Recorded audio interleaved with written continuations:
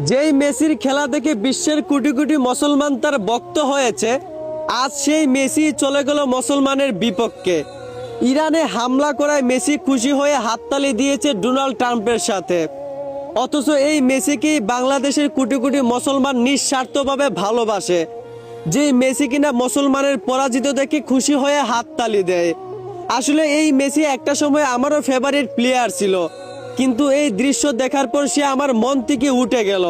কারণ আমরা মুসলমান, আর যে মুসলমানের পরাজিত দেখে খুশি হয়ে হাততালি দিবে, সে যেই হোক না কেন তার প্রতি আমাদের ঘৃণা চলে আসবে।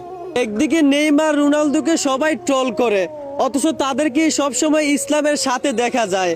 আর এই মেসিকে, যাকে কোটি কোটি মানুষ নিঃস্বার্থভাবে ভালোবাসে, সেই মেসিকেই আজ মুসলমানের বিপক্ষে দেখা যাচ্ছে। আসলে আমরা বাঙালিরা কখনো বিবেক দিয়ে কাজ করি না। সামান্য একজনের খেলা দেখে তার প্রতি এমন ভক্ত হয়ে যাই যে আমরা নিজের ধর্মটাকেই ভুলে যাই। যাই হোক, এসব কোনো ব্যাপার না।